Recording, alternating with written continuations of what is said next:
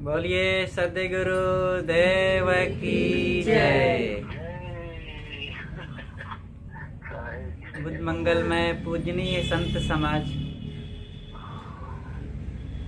भक्तिमयी श्रद्धा मूर्ति माताओं, बहनों एवं प्यारे बच्चों, अपनी बातें कहने के पूर्व एक छोटी सी घटना का उल्लेख करूंगा। एक बार एक लड़की की शादी हुई, वो ससुराल गई। पहली बार जब ससुराल गई और कुछ दिन रह करके जब लौटी घर, तो सबके मन में उत्सुकता रहती है, बेटी वहाँ कैसी रही, उसके दिन कैसे बीते, ससुराल का क्या समाचार था, उसका क्या अनुभव है, क्या तकलीफ पाई। तो ज़्यादातर माँ ज़्यादा उत्सुक रहती है और लोग भी जानना चाहते हैं समाचार, लेकिन माँ रहती है। तो माँ ने पूछा। बाद में पिताजी भी आए, पिताजी ने भी पूछा कि बेटी ससुराल का क्या हाल है, सब लोग अच्छे तो हैं ना। तो बेटी ने कहा कि पिताजी सब लोग अच्छे हैं, बस केवल एक मेरी जो सास है वो बहुत लड़ाकू है और वो इतना लड़ती हैं कि मुझे तो लगता है कि वहाँ जीना मुश्किल हो जाएगा। अरे ऐसा क्या हुआ, तुम घबराना नहीं, हम तुम्हारे लिए कुछ दुआ करवा देंगे और सब ठीक हो जाएगा, चिंता की कोई बात नहीं है। तो पिताजी ने क्या किया, एक ताबीज ले आए और बेटी को दिया और कहा कि इसको तुम रख लो, और जब ससुराल जाना और तुम्हारी सास अगर कुछ बोलना शुरू कर दे, लड़ना कहना कुछ शुरू कर दे, तो तुरंत तुम इसको ताबीज को अपने मुख में दबा लेना। अब बोलना मत, मुख खोलना मत कुछ। देखना तुम्हारी सास एकदम चुप हो जाएगी, लेकिन शर्त यही है, अगर तू मुख खोली तो अंधी हो जाएगी। ये इसका एक बहुत बड़ा दोष है, लेकिन शर्तिया इलाज है कि अगर तू इसका पालन करेगी तो बिल्कुल झगड़ा समाप्त, तुम्हारी सास कुछ बोल ही नहीं पाएगी। मैंने कहा ठीक है पिताजी, ये क्या है, 2-4 मिनट की बात रहेगी, मुख में डाल लूंगी और मुख नहीं खोलूंगी, नहीं बोलूंगी। गई। कुछ दिनों के बाद ससुराल जब पुनः गई, तो एक दिन की बात, उसकी सास कुछ ऐसे क्रोध में बड़बड़ाते हुए सामने आ गई और कुछ कहने लगी। इसके मन में भी हुआ कि मैं कुछ बोलूं, लेकिन याद आई पिताजी की बात कि उन्होंने तो एक बढ़िया दवाई दिया ही है, और तुरंत ताबीज को मुख में डाल लिया। गई, निकाली और मुख में डाल लिया। अब सास कुछ और बोलती जा रही थी, तो इसका भी मन हो कि मैं भी कुछ कहूं, ये कैसे मुझे कहती जा रही, लेकिन डर था। पिताजी ने कस के चूड़ी कस दिया था कि देखो बोलना मत, नहीं तो फिर बहुत तकलीफ पाओगी, अंधी हो जाना है। तो डर था, इसलिए बोली नहीं। और जब बोली नहीं तो सास अकेले कहाँ तक बोलती, कहाँ तक गाली देती। थोड़े समय में चुप हो गई। जब वो चुप हो गई तो इन्होंने मुख से ताबीज को निकाल करके धो करके रख दिया। कुछ दिनों के बाद पुनः सास कुछ कहना चाही, तो फिर इन्होंने मुख में ताबीज दबा लिया, और जब दबा लिया तो फिर थोड़े समय में चुप हो गई। अब सास के मन में बड़ा परिवर्तन हो गया कि मेरी बहू कैसी है, अब तो ये कुछ बोलती ही नहीं, मैं कितना भी इसे खरी खोटी सुना दूं, गालियां दे दूं, उल्टा पलटा कह दूं, लेकिन ये कुछ बोलती ही नहीं। तो बहुत मेरी जो बहू है बहुत प्यारी है, बहुत अच्छी है, बड़ी धैर्यवान है, बड़ी सहनशील है। और ऐसा सोच करके सास का भी अब स्वभाव बदल गया, और उसके मन में भी अब आ गया कि नहीं, मैं कितनी नासमझ हूँ जो अपनी ऐसी समझदार प्यारी सी बहू को कटु कहती हूँ। ऐसा सोच करके उसने भी बोलना बंद कर दिया और अब उसको प्यार देने लगी। तो देखिए, झगड़ा जो शुरू हुआ था, वो शुरू तो हुआ था जरूर, कुछ बहू की गलती हुई, लेकिन जब सास बोलना शुरू कर दी और बहू चुप रही तो झगड़ा समाप्त हो गया। उसमें ताबीज में कुछ नहीं था, बस एक थोड़ा सा लोहा भर था, कुछ भी नहीं था। लेकिन पिताजी ने जो कहा था कि बेटी मुख खोलना मत, बोलना मत, नहीं तो अंधी हो जाएगी। यद्यपि खोल देती, बोल देती तो अंधी ना होती, लेकिन फिर भी उसको चुप करने के लिए पिताजी ने कस के डरवा दिया था। और जब वो चुप रही तो झगड़ा समाप्त रहा। ऐसे ही सब घरों की बात है। जो झगड़े होते हैं, जो कलह होते हैं, जो दुख होता है, आपस में तनाव हो जाता है, वो दोनों तरफ से जब कहा सुनी शुरू हो जाता है, गर्मा गर्मी शुरू हो जाती है, तो फिर गड़बड़ हो जाता है मामला। इसलिए सहना चाहिए, धैर्य रखना चाहिए, और बिना सहे, बिना शांत रहे, फिर मामला सब गड़बड़ा जाता है। क्योंकि ये जिंदगी हमारी सहने से ही निर्मित होती है। कहीं भी हम रहें, सहे बिना तो काम नहीं बनेगा। देखो, जब स्कूल पढ़ने जाते हैं तो सहना पड़ता है। मास्टर कहता है कुछ, मन तो नहीं होता है पढ़ने का, स्कूल में रहने का, परिश्रम करने का, लेकिन सह करके काम किया जाता है। और उसका क्या परिणाम होता है? पढ़ लिख करके व्यक्ति विद्वान बनता है, समझदार बनता है, हर दिशा में फिर काम कर सकता है। किसान सहता है ठंडी, गर्मी, वर्षा, शीत, धूप, और कितनी मेहनत, कीड़े मकोड़े सब सहता है, तो क्या पाता है? अनाज पाता है, गुजर बसर होता है, खाने पीने को मिलता है। व्यापारी सहता है, कितना घर में उसको सुविधा रहती है, पंखा है, कूलर है, टीवी है, और कंबल रजाई है, और छत मजबूत है, लेकिन ये सब सुविधाओं को छोड़ करके गर्मी में, शीत धूप में, ठंडी वर्षा में, अनेक कठिनाइयों में, असुविधाओं में भागता है, इस नगर से उस नगर, इस जगह से उस जगह, और अपने व्यापार को बढ़ाने के लिए कितनी मेहनत करता है। अब मेहनत करने का परिणाम ये होता है कि पैसे मिलते हैं, गुजर होता है, परिवार चलता है। इसी तरह हर क्षेत्र की बात है, चाहे वकील हो, चाहे राजनेता हो, इंजीनियर हो, मजदूर हो, सब सहते हैं। तो सहने की जरूरत है। हम लोग भी जहां रहें सहें। और यही सब नहीं सहना, अपने मन का सहना है, अपने घर वालों की सहना है, अपने निकट वालों से ही तो सहना पड़ेगा। जो दुख आते हैं दूर वालों से नहीं, निकट वालों से ही आते हैं। लेकिन सुविधाएं भी तो निकट वालों से ही मिलती है। हमें कोई तकलीफ हो जाए, कोई रोग आ जाए, कोई दुख हो जाए, तो कौन सहारा बनेगा? कलकत्ता वाले कि बंबई वाले कि अमेरिका वाले? हमारे निकट वाले, यही दिल्ली में जो हैं, अब आसपास जो हैं, हमारे घर में जो हैं, और वो भी हमारे निकट, जो हमारे ही पति या पत्नी या बच्चे हैं, वो सहयोगी बनेंगे। जो जितना निकट होता है उससे उतना ही सहना भी पड़ेगा, और उससे उतना ही सुविधा भी मिलेगी।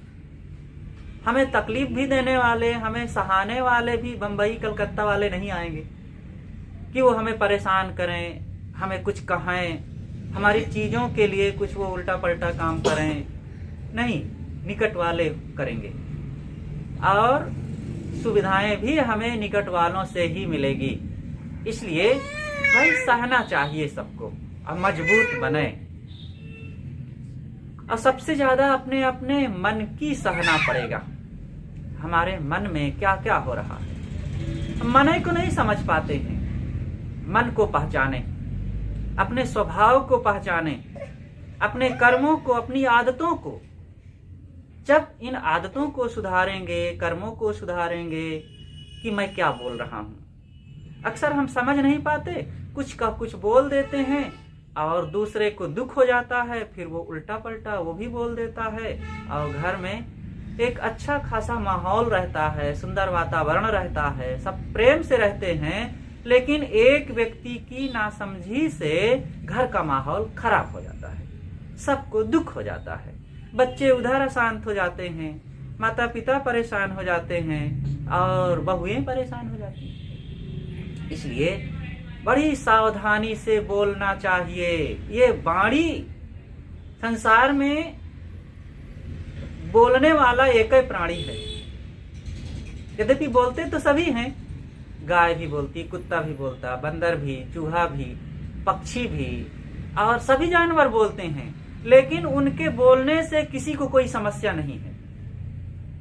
समस्या मनुष्य के ही बोलने से है, लेकिन उन प्राणियों के बोलने से किसी को सुख भी तो नहीं मिलता, किसी को आनंद भी तो नहीं है।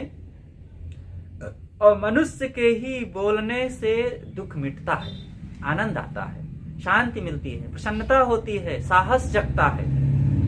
तो वाणी को बहुत संभालना चाहिए। इसीलिए सदगुरु कबीर ने कहा है, बोल तो अमोल है जो कोई बोले जान, ये तराजू तौल के तब मुख बाहर आन।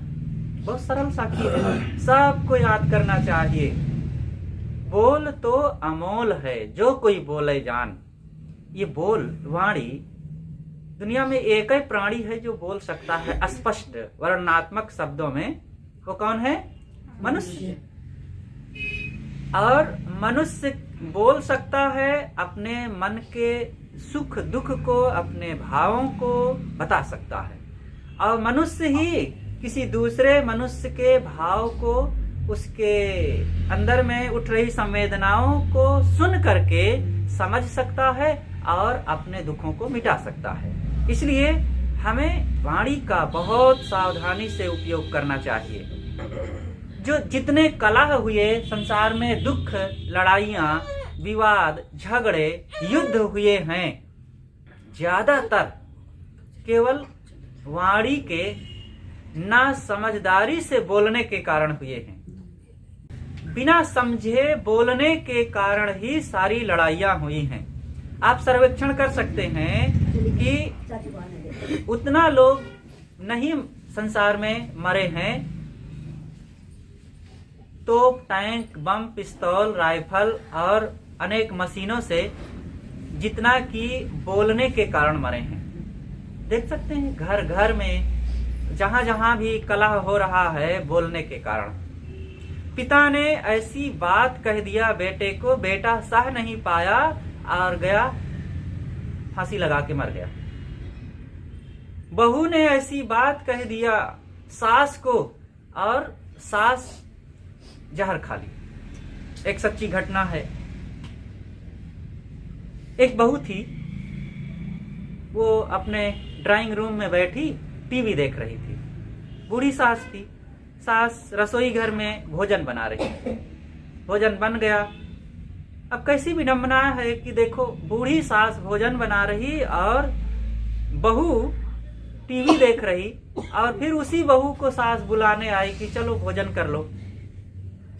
तो जैसे ही बुलाने आई तो टीवी छोड़ करके बहू जो है, बाहर आवाज आ रही थी, उधर चली गई। तो ऊपर से ही, ड्राइंग रूम से ही जब बारजे की तरफ गई तो देखी कि सड़क के किनारे से एक जुलूस निकल रहा था और जुलूस से आवाज आ रही थी, राम नाम सत्य है, सबकी यही गत है। यही आवाज आ रही थी। तो दौड़ करके आई और अपनी सास का हाथ पकड़ी और कहती है कि देखो ये कैसी आवाज है, कैसी भीड़ है। तो सास ने कहा कि ये किसी की अंतिम यात्रा है और उसका जुलूस है, किसी के अंत्येष्टि करने ले जा रहे हैं। तो बहू ने कहा कि तुम्हारी अंतिम यात्रा कब होगी, तुम्हारी अंत्येष्टि कब होगी। दिल को दहला देने वाली बात सुन करके सास तो परेशान हो गई, लेकिन मन को मजबूत बना करके कहा आएगी, कभी न कभी तो तारीख आएगी ही, वो समय तो आएगा ही। कहा रे, वो तो तुम्हारे हाथ में है, तुम चाहो तो ट्रेन के नीचे कट सकती हो, और तुम चाहो तो अगर वो पसंद ना हो तो मैं तुम्हारे लिए कोई दवाई ला सकती हूँ, दवाई खा लो। अगर वो भी पसंद ना हो तो देखो ये पंखे में लटक सकती हो। कई विकल्प उसके लिए बता दी बहू ने। अब इतना सुनते सुनते तो और सास परेशान, उसकी दोनों आंखों से गंगा यमुना की धारा बह रही थी। तो अंततः वो गई, सास बिस्तर पर पड़ गई। अब बहू ने क्या किया कि अब सास ने भोजन तो बनाया था, अब गई रसोई घर में खाने के लिए। देखी तो सादा वही, ना मिर्च ना मसाला ज्यादा। तो सोची कि मैं अपने से छौंक बघार कर लूं। छौंक बघार करने के लिए गैस जलाई, कढ़ाई चढ़ाई और चढ़ाई जैसे ही लाइटर मारी तो रसोई घर में एक ज्वाला उठी जोर से, गैस फट गया अचानक और इतना जोर से आग लगी कि उसी में तत्क्षण बहू झुलस करके खत्म हो गई। देखो कि दूसरे के अर्थी तैयार करवाने के लिए, दूसरे के अंतिम यात्रा निकालने के लिए जो सोच रही थी उसी की तुरंत ही निकल पड़ी। इस संसार में सबको अपने अपने कर्मों का फल मिलता है, इसलिए हर नर नारी को बड़ी सावधानी से बोलना चाहिए, काम करना चाहिए, जीवन जीना चाहिए, लोगों के साथ बर्ताव करना चाहिए। थोड़े दिन का जीवन है, देखो किसी से कितने दिन का संबंध होता है। कोई बेटी का माँ से कितने दिन का संबंध है, कोई सास का बहू से कितने दिन का संबंध है, कोई मित्र से मित्र का कितने दिन का संबंध है, हमारा आपका कितने दिन का संबंध है, थोड़े समय का है। अब इसी को करते धरते ना बने, थोड़े में तुनक मिजाजी में आ जाएं, थोड़े में क्रोध कर बैठे, थोड़े में उत्तेजित हो जाएं, थोड़े में कहते सुनते ना बने तो सब मामला गड़बड़ हो जाएगा। मिलने का जो आनंद होना चाहिए, एक दूसरे की प्रेम, सेवा, सम्मान, सत्कार, आदर, हंसी खुशी, और जो दो व्यक्तियों के मिलन का लाभ होना चाहिए, वो लाभ ना हो करके हमारे मिलन में, हमारे संबंध में कितना दुख हो गया, जहर घोल दिया गया और सब मामला बिगड़ गया। तो केवल हमारे ना समझदारी के कारण हुआ। अब इसके लिए कितना पढ़ाई हो तब हम बढ़िया बोल पाएंगे, कितना धन हो तो बढ़िया बोल पाएंगे, कितनी उम्र हो और कितना ताकत हो, कितना और कुछ बाहरी योग्यता हो, कितना बड़ा घर में रहने वाले हो, तब हम ऐसा सुंदर व्यवहार स्वभाव अपना पाएंगे। कुछ बाहरी ताकत की जरूरत नहीं, बाहरी पढ़ाई की, बाहरी योग्यता की, बस थोड़ी सी समझदारी की जरूरत है। जब देखो लोग घरों में कलह करने के लिए बिना योग्यता के कलह कर डालते ना, उसके लिए कौन पढ़ाई करता है? झगड़ा करने के लिए, गाली देने के लिए, और किसी की निंदा करने के लिए, चुगली करने के लिए, किसी का अपमान करने के लिए, व्यंग्यात्मक बोलने के लिए, बिना बाहरी किसी योग्यता के, पढ़ाई लिखाई किए और बिना ये सब के वो खूब कर डालते हैं। तो जब गलती आप बिना उसके कर सकते हैं तो अच्छा भी कर सकते हैं। सबको अपने जीवन में सुंदर स्वभाव बनाने का जुनून होना चाहिए। जब आप अच्छा बनेंगे तो इसमें फायदा किसका होगा? स्वयं का ही तो होगा ना। देखो ऐसा कुछ करें हम कि स्वयं सुखी रहें, स्वयं फायदे में रहें, और हमारे संपर्क में आने से दूसरा भी कोई सुखी हो जाए तो क्या बुरा है? अच्छा ही तो है ना। और जब वो सुखी हो जाएगा तो उससे फायदा हमको भी मिलेगा। देखिए, हम जब किसी के साथ अच्छा व्यवहार किए तो सबसे पहले हमारे मन में प्रसन्नता होगी, बड़ी प्रसन्नता होगी, और अगले व्यक्ति को प्रसन्नता मिलेगी कि वो कहेगा कि देखो कितना बढ़िया वो देवी आई, कितना मीठा बोलती है, इसके माता पिता कितने संस्कारी होंगे, कितने अच्छे विचारों से, प्यार से, समझदारी से और सद्बुद्धि दे करके इस बहू को इनके माता पिता ने पाला होगा, ऐसा वो बोलेगी। जब वो उसके शब्द हम ऐसे सुनेंगे, वो शब्द कहाँ से आए? हमारे अच्छे कर्म, वाणी, स्वभाव, विचार के को देख करके ही वो अगला व्यक्ति ऐसे हमें बोला। और जब वो हमें बोलेगा तो उसकी बात को सुन करके फिर हमें कितना प्रसन्नता होगी? तो डबल।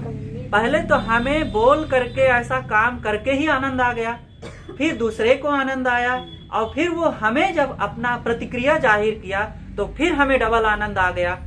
तो आनंद हमारे कर्मों के ही परिणाम में कितना बढ़ता गया। इसलिए हर इंसान को अच्छे कर्म करने का जुनून होना चाहिए, उत्साह होना चाहिए, ऐसी सोच होनी चाहिए, ऐसा निश्चय करना चाहिए। लेकिन ऐसा कहाँ कर पाते हैं? बस दूसरे को डाउन करने के लिए सोचते हैं, दूसरे को गिरा देने के लिए सोचते हैं। दूसरे को, हमारे यहाँ तो कैसी गंदी आदत हो गई है कि दूसरा कोई जब रोता है, दूसरा कोई दुखी होता है, और दूसरा किसी को तकलीफ जब आती है तो व्यक्ति को आनंद आ जाता है, देखने वाले को, सुनने वाले को, पड़ोसी को, कि ठीक है, लो अब मजा आया है, अब पता चलेगा बहुत ये ऐसे बढ़े चढ़े जा रहे थे।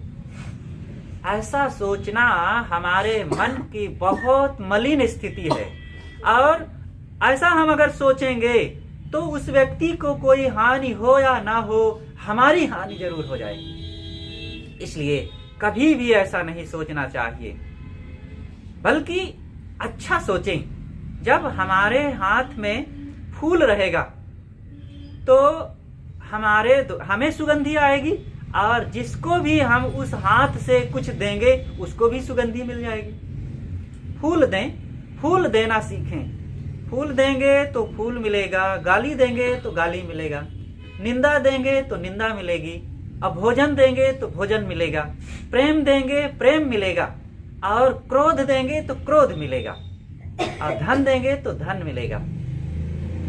जो देंगे यहाँ वही मिलता है।